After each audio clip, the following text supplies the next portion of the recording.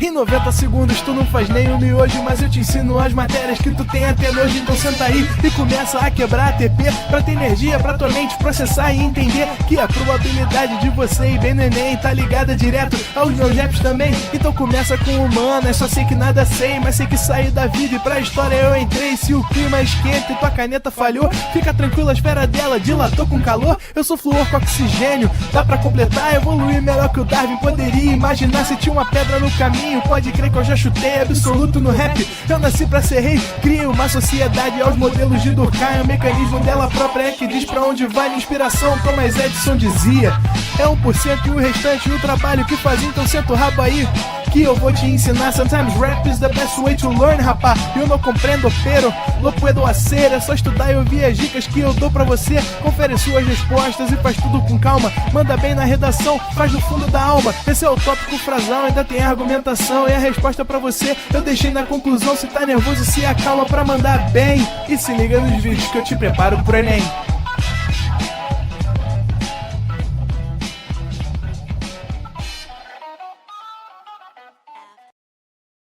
Ai, eu tenho tantas perguntas, eu não sei nem com quem que eu posso tirar minhas dúvidas para avançar nessa matéria. Hoje é sábado, eu tenho que esperar até semana que vem para resolver. Me ajuda! A nova turma pro Enem vai te ajudar. Com o nosso Tira Dúvidas 24 horas, você envia a sua dúvida a qualquer hora do dia. Eu sei que você assiste muitos conteúdos de aulas por dia, muitas dúvidas podem surgir. Foi pensando nisso que o ProEnem separou uma equipe especializada de professores para te ajudar na sua preparação. Aqui você vai ter a disponibilidade total para enviar as suas dúvidas a qualquer hora do dia. Os nossos professores vão te responder por texto, por mensagem e até por áudio. Tá esperando o quê, então? Vem pra Turma Enem Pro 360 e mande a sua dúvida pra gente.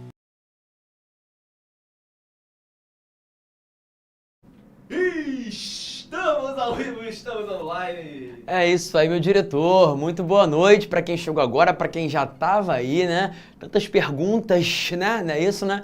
Não temos a Jade Picon, mas temos uma atriz muito superior. Então, palmas, todas as palmas do mundo, Tocantins inteiro, para a atuação excepcional desse nosso maravilhoso comercial.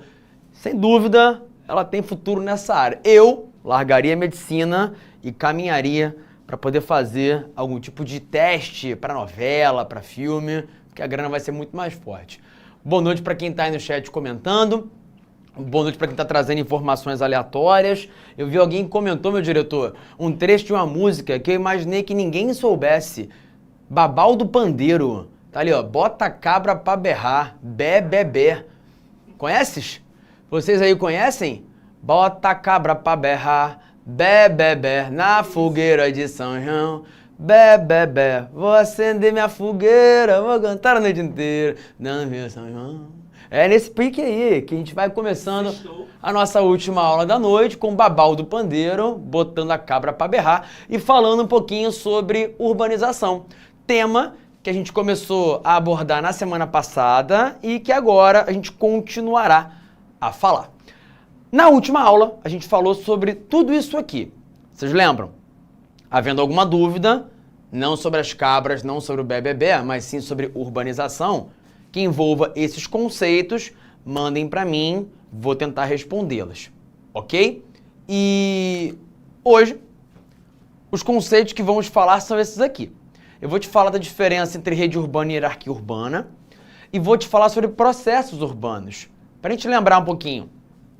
Metrópole, área metropolitana, megalópole, megacidade e cidade global são exemplos de aglomerados urbanos. Você olha para o mundo, tem muitas áreas urbanas, cada uma tem uma característica e algumas delas são áreas metropolitanas, outras são megalópolis, outras megacidades, outras cidades globais. Os processos que dão origem a esses tipos de aglomerado podem ser diversos.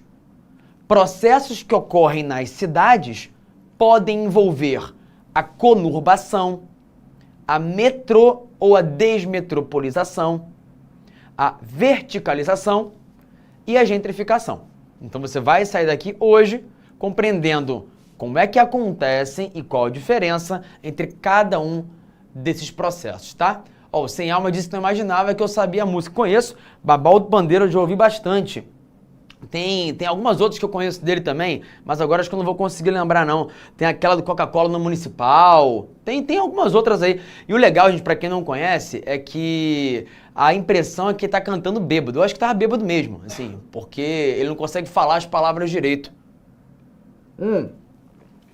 O Thiago Silva, sempre confundo metrópole com megacidade. Metrópole, área urbana é muito importante. Megacidade, área urbana com mais de 10 milhões de habitantes. Nem toda metrópole é uma megacidade. Muitas não são. A maioria tem apenas 1 milhão, 2 milhões de habitantes, 3 milhões de habitantes. Mas eu vou correr o risco de cometer um exagero, tá? Mas eu tenho 99,9% de que não estou, 99,9% de que não estou errado. Toda megacidade é uma metrópole, tá bom? As megacidades têm pelo menos 10 milhões de habitantes. Acho absolutamente improvável que haja alguma megacidade no mundo que não seja uma metrópole, que não exerça influência sobre outros lugares do mundo, tá bom? Tainá, eu sou muito aleatório, né? Acontece, né? A vida é aleatória, então a gente, para se enquadrar ela, tem que ser aleatório também. Alguém tinha posto ali alguma outra dúvida que eu vi, mas... E aí já passou... Depois vocês mandem aí que eu vou tentar responder. Cadê? Ah, tá ali o Arthur. Boa, diretor. Arthur Almeida, meu xará de sobrenome. Explica um pouco mais sobre mancha urbana, claro. Arthur, minha sugestão é, vai ao Google, ou melhor, depois eu vou te mostrar aqui.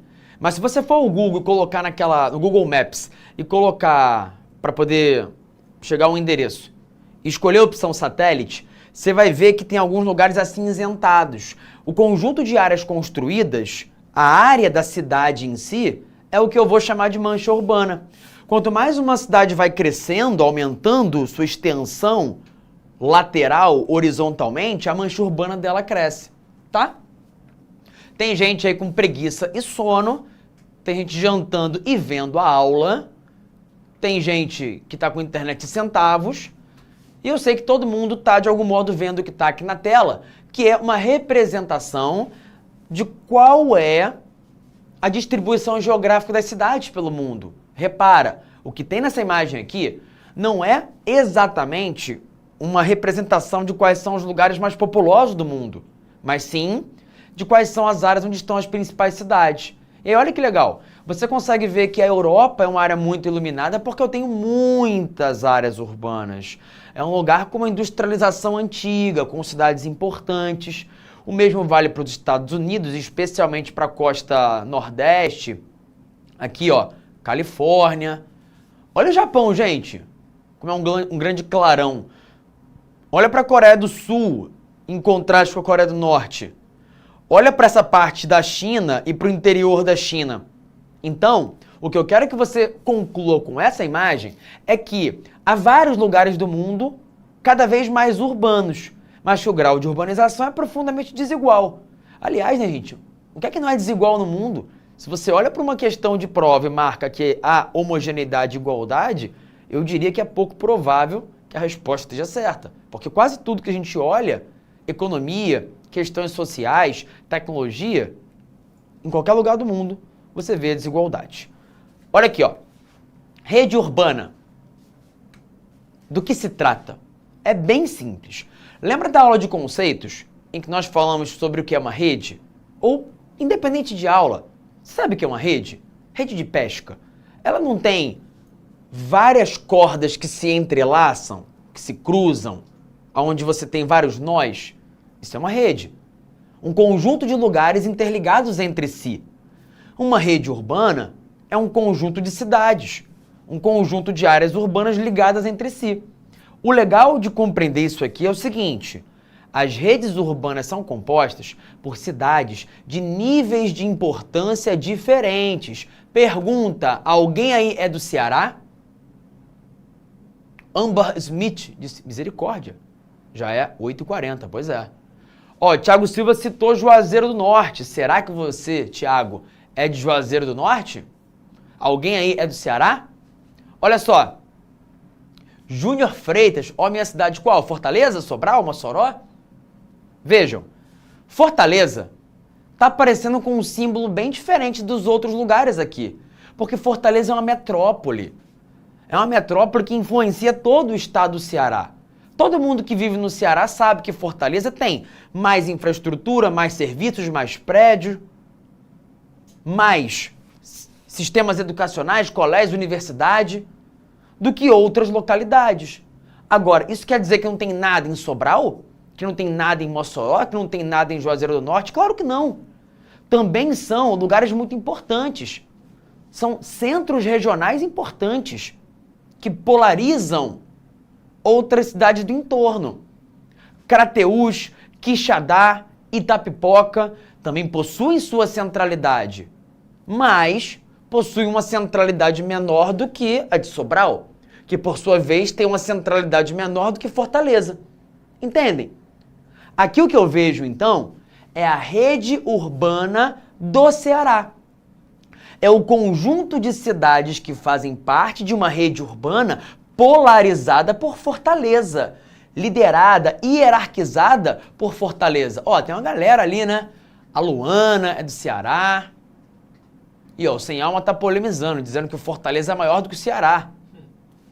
Cris Lima tá dizendo que Sobral compete com Fortaleza em vários aspectos, sim. Mas se você compara a quantidade de pessoas, de infraestruturas, de serviços em Fortaleza e Sobral, de fato, Fortaleza está um patamar acima, ainda que Sobral tem uma grande importância regional.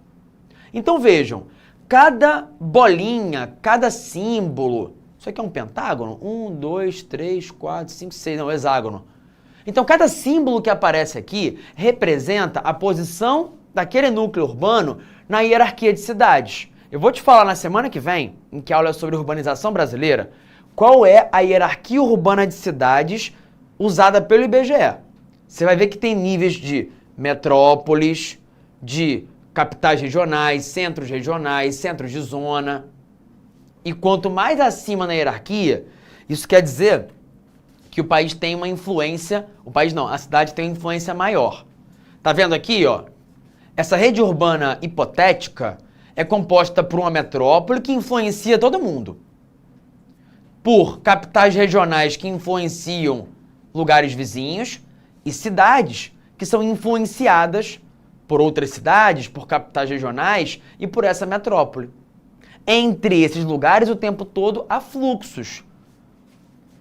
Quem mora em Crateús e quer alguma coisa que você não venda em Crateús, pode ter que ir a Fortaleza para poder comprar. Pode ser que alguém que more aqui em Quixadá se desloque até Sobral para comprar alguma coisa ou até a Fortaleza. Isso quer dizer que eu tenho uma rede com fluxos de pessoas e fluxos de mercadorias. Tá bom? Tiago Silva, cidades grandes podem ter essa hierarquia nas outras cidades? Sim, sem dúvida. As cidades maiores influenciam as menores e hierarquizam as menores. Olha aqui uma descrição. Se você quiser tirar print para depois ler isso aqui, caso você tenha dúvida depois da aula, faz isso agora, tá? Dá o seu printzinho aí. Foi, né? Vamos ler juntos? Rede urbana é a malha formada por um conjunto de cidades, como você viu aqui, ó. Um conjunto de cidades, um conjunto de cidades. A urbanização, aquele processo em que uma cidade começa a crescer, fica cada vez mais populosa e maior, gera redes urbanas. Pensa comigo. Fortaleza foi crescendo. Chegou uma hora que ficou caro morar ali. Aí teve gente que foi morar em lugares próximos. Esses lugares próximos eram mais baratos e começaram a crescer também. Passando a ter emprego, a ter colégio, a ter serviço, loja, mas não tanto quanto Fortaleza. Então o pessoal que queria morar em Fortaleza não pôde, foi morar em uma área vizinha, muitas vezes trabalha em Fortaleza e volta para casa depois, fazendo aquele movimento cujo nome você já sabe. A gente já estudou num outro momento quando falou sobre migrações. Pode pôr no chat. Eu sei que vocês sabem. Aqui eu tenho, ó, a urbanização gera uma rede urbana, um sistema integrado de cidades que vai de pequenas localidades até metrópoles, cidades gigantescas. A rede urbana de um país tem cidades posicionadas em diferentes escalas de uma hierarquia? Eu tenho pequenos núcleos, capitais e centros de zona, metrópoles regionais, metrópoles nacionais. Boa, movimento pendular. A Ellen, Coração, Tupinambá. Uma galera respondeu, parabéns, gente. Movimento pendular que é normalmente diário. É um movimento temporário, de caráter diário, normalmente de casa para o trabalho, trabalho para casa. O que pode acontecer? Dentro de uma cidade. Eu moro na periferia de Fortaleza, vou trabalhar no centro e volto. Ou entre cidades diferentes. Moro aqui em Itapipoca, vou trabalhar em Fortaleza, volto para casa depois. Tá bom? Então, uma rede urbana tem cidades com hierarquias diferentes. Pode ter uma cidade global, uma metrópole nacional, uma metrópole estadual, uma cidade média, uma pequena cidade. Ela é, portanto, marcada pela presença de relações de influência entre as cidades. Normalmente, as mais industrializadas, com mais comércio, mais infraestrutura, têm mais influência sobre as outras cidades, que podem estar até mesmo em outro país. Ficou meio zoado o texto aqui, né? Sobre a outra cidade que pode estar em uma outra região ou em outro país. Então, há uma hierarquia entre núcleos urbanos. Você vai encontrar muito menos infraestrutura, muito menos serviço em cidades pequenas do que em cidades grandes. Para quem mora em áreas interioranas, quem mora em alguma cidade pequenininha? Opa, Yasmin perguntou, pendular e sazonal são a mesma coisa? Não. A migração pendular é diária. A migração sazonal acontece numa época do ano. Exemplo, eu moro no interior. Numa época específica do ano, dezembro, eu sei que tem mais emprego temporário sendo criado num lugar urbano a uns 400 quilômetros de onde eu moro. Vou para lá em dezembro para trabalhar naquele extra de Natal. Fico ali 1, 2 meses trabalhando e depois volto para casa. Ou me desloco para cortar cana em algum outro lugar. Fico lá 1, 2 meses cortando cana, depois volto para casa. Isso é migração sazonal, que a gente chama de transumância também, tá? Ó, pegar o exemplo da Luísa que falou o nome do lugar, Resende. Resende fica no Rio de Janeiro. Resende é um centro urbano que tem a sua importância. Tem uma série de infraestruturas lá, mas tem muita coisa que você quer e você não tem em Resende. Tem certas lojas que você não vai encontrar em Resende. E se você quiser ir até esse tipo de loja, você vai ter que vir até o Rio de Janeiro. Ó, a Ellen falou de Boquim, um local bem pequeno em Sergipe. Caramba, Boquim. Nunca ouvi falar. Vou catar aqui agora. Ibotirama. Vou procurar Boquim aqui, ó. Boquim. Vamos ver se o Google me ajuda. Boquim, cidade em Sergipe. Deixa eu ver se aparece aqui algum dado. Ó, supostamente Boquim tem 26 mil habitantes. É uma cidade pequenininha, com pouca gente. Para você ter uma noção, o Rio de Janeiro tem quase 7 milhões de habitantes. Olha a diferença. 7 milhões, 26 mil.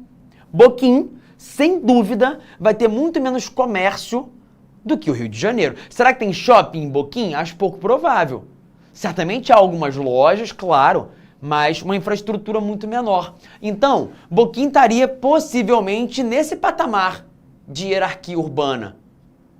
E isso quer dizer que eu tenho muito menos serviços e centralidade do que cidades que estão mais acima nessa hierarquia. Agora, eu não lembro quem foi que falou que mora em Boquim, o nome, mas enfim. Quem foi que falou que mora em Boquim? Volta lá, Boquim. Não é Boquinha não, é Boquim. Só um pouquinho, diretor. Cadê? Ih, não vai aparecer. Ó, Boquim acima aí, cadê? Boquim, Ellen. A Ellen que mora lá em Boquim. Não é o fato de ela estar numa cidade pequenininha com 26 mil habitantes que impede que ela possa assistir uma aula que eu estou dando aqui do Rio de Janeiro. Por quê? Porque hoje a hierarquia urbana é diferente, no sentido de que há muito mais possibilidade de conectar lugares, mesmo que eles sejam hierarquicamente muito desiguais. O que permite isso? A internet. A melhora das telecomunicações e também, é claro, do sistema de transporte. Você pode aí de Boquim, comprar alguma coisa da China e vão entregar na tua casa. Pode demorar um pouquinho mais do que demoraria para chegar no Rio de Janeiro? Pode, mas vai chegar. Você pode aí assistir essa aula ao vivo, você pode entrar no YouTube e saber informações sobre coisas diversas que talvez no passado 50, 60 anos atrás, você não saberia. Isso é muito importante, tá, galera? Vocês estão zoando Boquinha aí? Ah, Boquinha é Sergipe. Nada demais o nome, tem lugares com nome muito mais exótico. Quer um exemplo? Não sei se por acaso vai ter alguém que seja desse lugar. Eu vi que tem alguém de Macaé, aqui no Rio de Janeiro. Varre-Sai. Já ouviram falar de Varre-Sai? Varre-Sai é um município que fica aí, ó, na parte norte do estado do Rio de Janeiro, na divisa com o Espírito Santo. Eu acho que é um nome muito mais curioso do que Boquim. Mas enfim, continuemos para falar agora sobre os processos. Os processos urbanos que acometem lugares do Brasil e outros lugares do mundo. Vocês vão, sem dúvida, se identificar e identificar os lugares em que vocês moram com algum ou alguns desses fenômenos aqui. Repara, conurbação. Do que se trata isso? Junção física e socioeconômica entre duas ou mais áreas urbanas. Pensa comigo. Eu tenho um lugar urbano e outro aqui. Entre eles, área rural, área não urbanizada. Se eles forem crescendo de população e tamanho, eles podem se encontrar. Pronto. Formou-se uma área conurbada. A conurbação pode acontecer entre dois bairros, entre dois municípios, pode ser até mesmo entre cidades de países diferentes. Eu vou dar alguns exemplos. Para quem é aqui do Rio de Janeiro, aonde tem o principal estádio da cidade, o Maracanã, é um bolo doido de bairros, onde ninguém sabe direito onde um começa e outro termina. É Maracanã, São Cristóvão, Mangueira, Andaraí, Grajaú, Tijuca, Vila Isabel, tudo junto. A própria prefeitura, uma vez, foi botar uma estátua de Noel Rosa em Vila Isabel, errou o lugar, botou na Tijuca. Porque a rua é a mesma, você passa uns metros pra cá, tá na Tijuca, uns pra cá, tá em Vila Isabel, anda um pouquinho pra lá, Andaraí. É bolo doido. Por quê? Porque os bairros eram separados, foram crescendo e se juntaram. Esse é um exemplo de conurbação.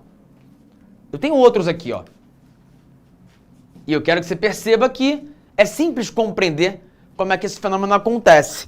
Antigamente, nos bons tempos do Flamengo, ali em 2019, essa cena era muito comum, né?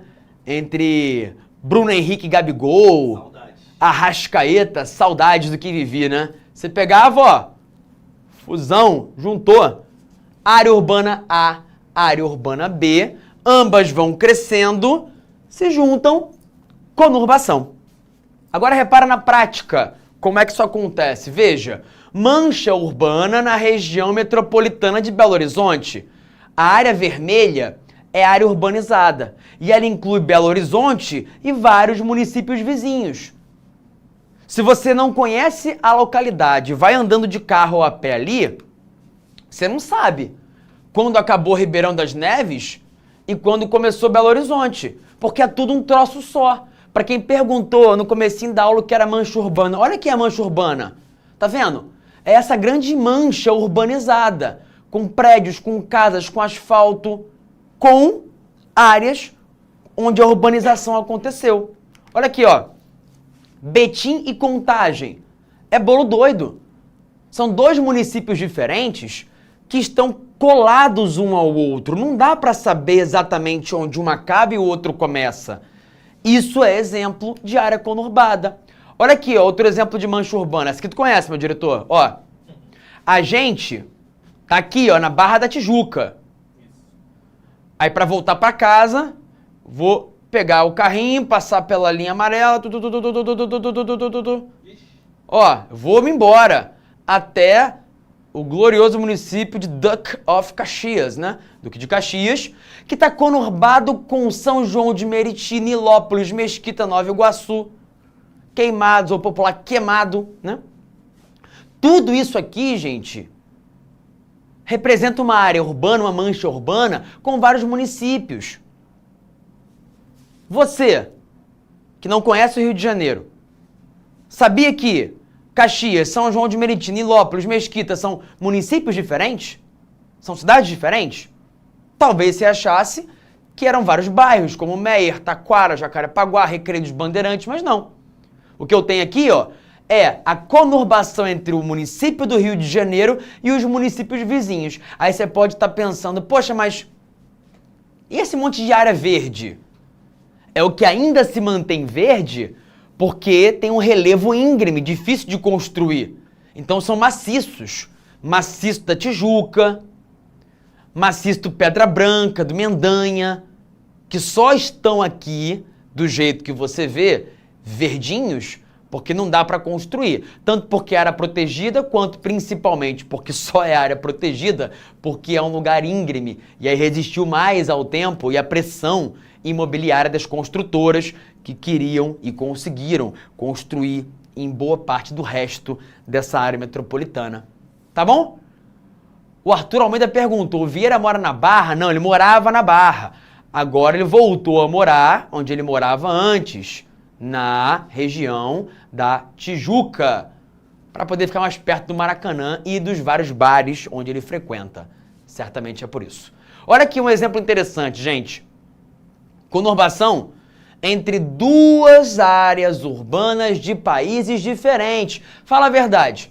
Se eu não escrevo para você que aqui é Brasil e aqui é Paraguai, você ia saber que são duas cidades diferentes, de dois países diferentes? Não ia. Aqui, Ponta Porã. Aqui, Pedro Juan Caballero. São duas cidades conurbadas. E aí, a esse caso, eu chamo de cidades gêmeas, tá? Então, quando há uma mancha urbana transfronteiriça entre dois países, quando há conurbação entre dois municípios de países diferentes, eu dou a esse caso o nome de cidades gêmeas. Olha que legal.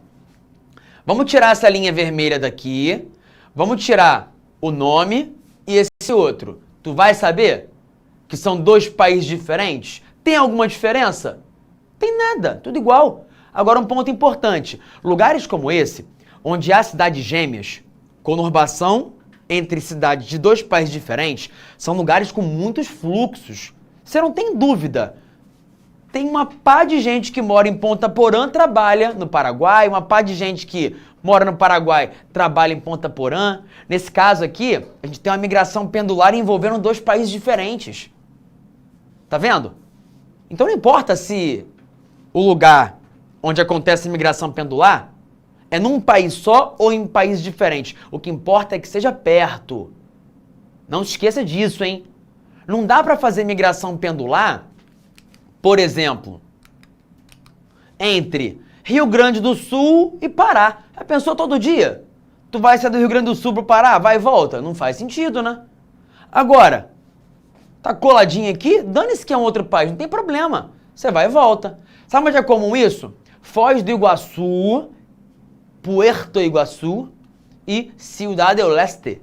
É a tríplice fronteira entre o Brasil, Paraguai e Argentina. E rola movimento pendular lá direto, porque está muito perto. Então não faz diferença que é um outro país, eu vou e volto com tranquilidade. Tá bom? Olha aqui quantos casos a gente tem de cidades gêmeas. Ah, detalhe. Tem muito mais cidade gêmea na parte mais ao sul do Brasil do que mais ao norte, por uma razão simples. Aqui eu tenho mais densidade demográfica, o processo de urbanização é mais antigo. E aqui o que eu tenho em muitos locais é uma área de mata fechada. Aí você vai ter menos áreas urbanas e por isso vai ter menos conurbação também. Ok? Prossigamos. Metropolização. Mole, mole. É o processo de formação de uma metrópole. Pensa comigo, um lugar urbano, Rio de Janeiro, começa a se industrializar. Começa a ter ali a geração de muito emprego. O pessoal fica sabendo. Todo mundo vem para o Rio de Janeiro. Aumenta o número de moradores e de casas. O pessoal vê e pensa, vou abrir uma loja. Aumenta o número de lojas, surgem escolas, surgem centros de saúde. Isso atrai ainda mais gente e esse processo vai acontecendo até que se forma uma metrópole. Portanto, a metropolização nada mais é do que o processo de formação de metrópoles. Geralmente, isso tem duas causas principais. A industrialização, que gera atratividade para esse centro urbano, e o êxodo rural, em que uma galera vai do campo para a cidade, geralmente para esses lugares maiores, mais importantes, porque é onde você acaba tendo uma perspectiva de emprego, oportunidade de trabalho e salários melhores. Eu tenho alguns textos aqui, que eu não vou me adentrar muito não, mas eu deixo o material para vocês lerem com calma depois, em que se fala sobre as origens do processo de metropolização em Londres. Porque você sabe que a Inglaterra foi o primeiro país a se industrializar. Então, a metropolização aconteceu pela primeira vez lá. Quando uma galera começou a migrar para Londres, Londres começou a ficar cada vez mais densa, mais populosa, com mais aglomerações de pessoas, de infraestrutura e de serviços. Então, esse fenômeno da metropolização muda profundamente a vida naquele espaço urbano.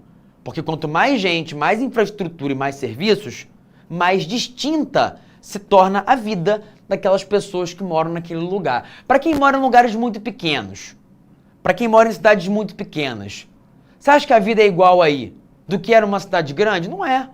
Em cidade pequena, uma galera quase sempre se conhece. Cidade grande, meu irmão, tu não conhece nem teu vizinho.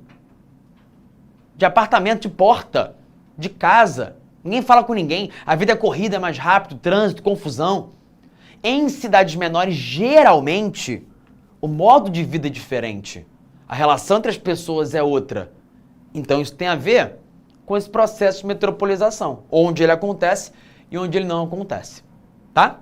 Como consequência da metropolização, a gente tem mais êxodo rural. Pera, você não falou que metropolização é causada pelo êxodo rural? Falei. Mas ele também pode ser uma consequência. Acompanha comigo. Um centro urbano, vamos pensar no Rio de Janeiro, cada vez mais se industrializa, gerando emprego. O pessoal fica sabendo, vai do campo para lá, fazendo o êxodo rural. Então a causa, o êxodo rural, faz a metrópole crescer. E quanto mais ela cresce, mais gente que mora no campo acaba indo para lá. Ou seja, o êxodo rural é causa e pode também ser uma consequência desse processo de metropolização. Outra coisa, o Rio de Janeiro foi ficando muito caro e não dá mais para morar ali não. Vou morar em Caxias, que é do lado. Foi ficando muito caro morar aqui, ó, nessas áreas mais centrais. Vou morar em São João de Meriti, vou morar em Nilópolis, vou morar em Mesquita, mas para trabalhar aqui, para estudar aqui. Então o que se forma? Um conjunto de cidades em que essa periferia é colada à metrópole, que é o que eu chamo de área metropolitana. A gente falou disso na semana passada, em que a metrópole passa a ter uma forte influência sobre os municípios vizinhos, a hierarquizar, a polarizar esses municípios vizinhos. E claro, quanto mais a metrópole cresce de maneira desordenada, mais problema, mais poluição do solo, atmosférica, sonora, um barulho desgraçado, mais problemas socioeconômicos, porque fica mais caro para encontrar moradia, mais gente morando na rua, mais favelização. Nos países centrais, essa metropolização aconteceu primeiro, porque eles se industrializaram antes. Em países como o Brasil, ela aconteceu há menos tempo, porque a gente se industrializou depois. Quer ver como isso mudou o mundo? Olha aqui, ó. Em 1950, metrópoles com pelo menos 1 milhão de habitantes estavam distribuídas nesses lugares do mundo aqui. Já tinha muita metrópole, né?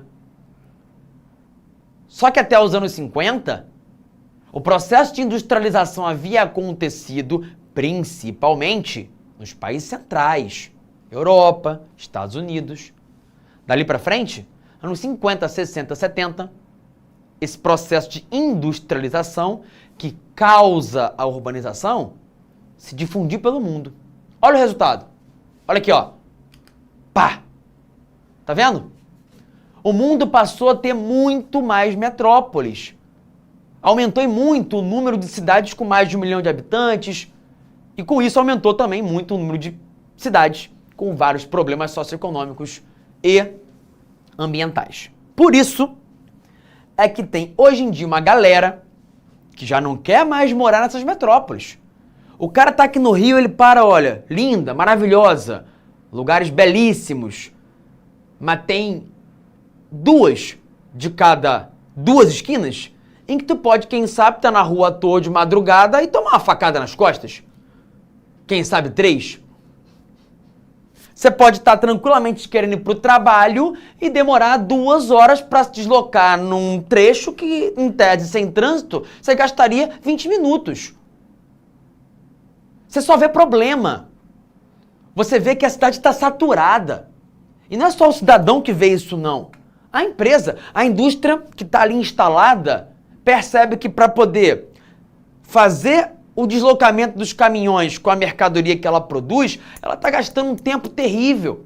E ela paga um aluguel caríssimo porque ela está numa área central. Ela paga imposto caro porque é uma área central. Aí o dono da empresa pensa, meu irmão, quer saber? Eu vou embora daqui.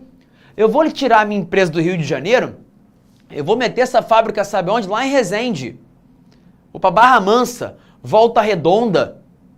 Eu vou sair dessa metrópole e eu vou para uma cidade de porte médio. Também não quero ir para uma cidade pequena, não. Pensa o dono de indústria. Porque se ela for muito pequena, vai faltar mão de obra, não vai ter estrutura suficiente para eu deslocar minhas mercadorias. Então a muito pequenininha também gera problemas. Mas a cidade-zona, essa grande metrópole, virou problemática para muitas empresas, para muitas pessoas, porque ela está inchada. Isso tem feito com que, ao longo das últimas décadas, as metrópoles mais antigas do Brasil e de outros lugares do mundo cresçam de maneira cada vez mais lenta. Ó, cuidado, hein? Eu não estou falando com isso aqui que desmetropolização as metrópoles estão diminuindo. Não estou falando isso. Também não estou falando que as metrópoles estão perdendo importância. Aliás, a Maíra, nossa professora de geografia aqui também, odeia essa palavra. Eu também acho que ela é ruim, porque ela induz a um erro. Ela faz parecer que metrópoles estão morrendo, diminuindo, perdendo importância. Não é disso que estamos falando. Desmetropolização é um conceito que quem gosta muito de usar é a Unesp. O Enem não usa muito, não. Mas a Unesp gosta de usar para fazer referência a um fenômeno que começou a acontecer no Brasil, principalmente a partir dos anos 80, em que indústrias que estavam nas metrópoles começaram a sair desses grandes centros inchados em direção a cidades de médio porte. E aí, a metrópole vai ficando menos interessante do que ela era antes. Isso tem feito com que as metrópoles, em muitos casos, deixem de ser áreas de produção industrial. Mas elas seguem controlando, com poder, no topo da hierarquia. Porque é nelas que continua a sede das empresas, a gestão administrativa. Isso quer dizer que as metrópoles, que no passado eram muito industriais, lugares de fabricação, Londres, aquele monte de chaminé, uma poluição terrível, agora são lugares onde eu tenho menos indústria e mais serviços, mais comércio, mais sedes de empresas. Enquanto as fábricas mesmo, em muitos casos, migraram para cidades médias. Por que isso aconteceu? Porque esses lugares de porte médio ofereceram impostos mais baratos e levaram as fábricas. Fábricas que não queriam mais ficar na grande metrópole, saturada, com custo alto, o que também faz outras pessoas pensarem 2 vezes antes de continuar na metrópole ou de migrarem para ela. Olha que legal essa imagem aqui. Ela mostra... Meu diretor, tira a nossa atriz rapidinho aqui de baixo. Obrigado.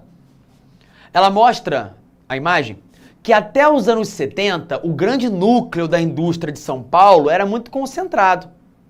E que dos anos 70 para frente, houve uma desconcentração industrial. A indústria foi para o interior, para cidades médias.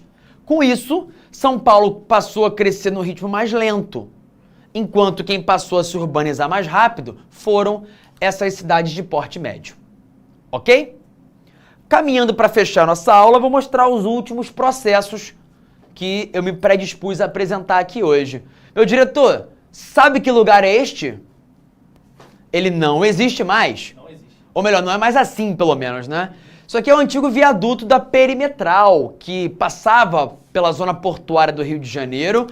Brau, foi demolido. É de lá que sabe-se lá quem acabou roubando algumas vigas de ferro de toneladas, coisas que só no Rio de Janeiro você vê. Roubaram as vigas maciças de toneladas e ninguém sabe, ninguém viu, ninguém filmou. Enfim, fato é que a Perimetral foi derrubada e em seu lugar foi construído este belo bulevar, este lugar para o passeio de pessoas a pé, onde também há um VLT, um veículo leve sobre trilhos. Ou seja, a zona portuária mudou, foi recuperada, revitalizada. Essa palavra eu não gosto muito não, porque parece que antes era morto, né? Mas ela foi recuperada, foi transformada por um processo que a gente conhece como gentrificação. Do que se trata isso? Quer dar um print? Printa aí, ó. Tem vários detalhes que podem ser úteis para vocês. Gentrificação. Foi? Foi, né? Recuperação de uma área urbana degradada, geralmente uma área central. Em geral, quem promove isso é o investimento do Estado, investimento público. Sabe onde aconteceu isso? Zona portuária do Rio de Janeiro, Berlim. Tem acontecido também em Nova York, em alguns lugares de Nova York, em Buenos Aires, Barcelona. Vários lugares do mundo, muitas vezes áreas portuárias, abandonadas, degradadas, têm recebido investimentos, o que faz com que elas se tornem de novo importantes áreas turísticas, áreas em que novos empreendimentos imobiliários surgem. Isso é ótimo, porque valoriza o lugar, traz movimento, gera mais comércio, gera lucro, porém também é muito ruim. Como assim? Porque é um processo que gera o encarecimento do solo urbano. Aí os aluguéis ficam mais caros. E quem só morava lá porque era um lugar degradado e por isso era barato, acaba não podendo mais morar. Tem um lugar aqui no Rio de Janeiro, que fica ali perto da zona portuária, é na zona portuária, só que é mais pra cá, chamado Bafo da Prainha.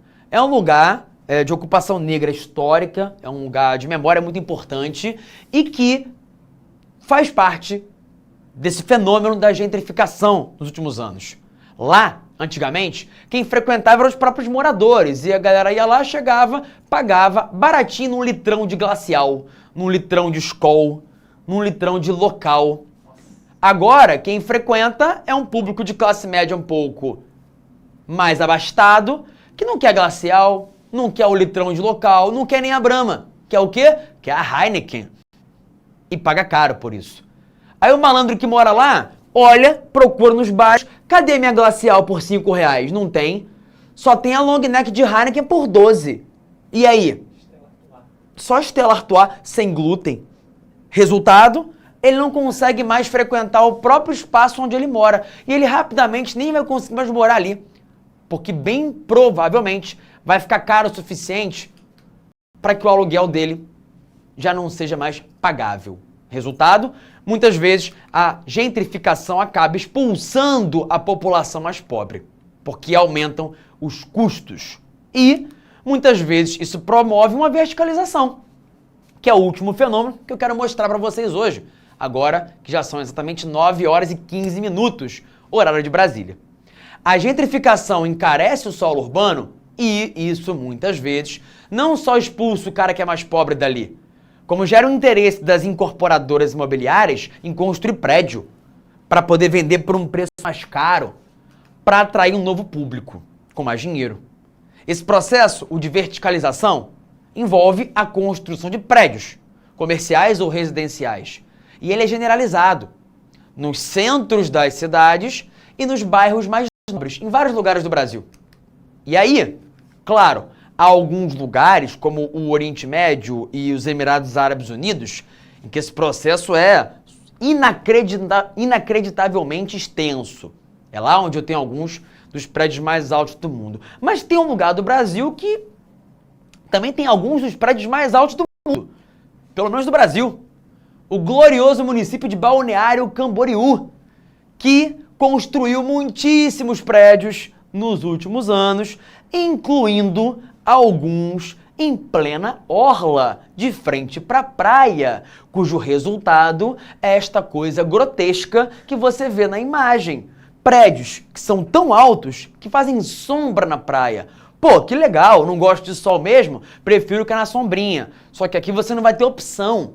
Uma coisa é você ir para a praia e escolher ficar embaixo de um guarda-sol. A outra é que não haja uma legislação que impeça esse tipo de aberração que destrói um patrimônio público com a sombra de prédios de gosto no mínimo duvidoso. Aliás, não sei se alguém é de Balneário Camboriú, eu particularmente acho um lugar bastante brega. Eu fui lá com bastante expectativa, não curti muito não. Achei que tem cara de artificial, achei que tem cara de lugar que se construiu para vender uma imagem, mas que tem pouco de essência, pouco de originalidade. Com isso, fecho a minha aula com 2 resumos aqui, para que você dê o print nesse, em que eu tenho uma junção de algumas coisas que eu falei hoje na semana passada, e que falam do processo de urbanização em países centrais. Agora, tu vai dar o outro print, olha aqui, ó, para poder absorver alguns conteúdos que falam de como é que aconteceu o processo de urbanização em países periféricos. Beleza? Com isso, eu encerro minha aula de hoje. Perdão, passei aqui quase 3 minutinhos. Acontece. Um beijo para vocês. Tchau, tchau. E até semana que vem. Assista nossas aulas a hora que você quiser. Vem com o Pro, o cursinho online que mais aprova no Enem. Assine em proenem.com.br. We gotta celebrate the beauty of the world that keeps on giving.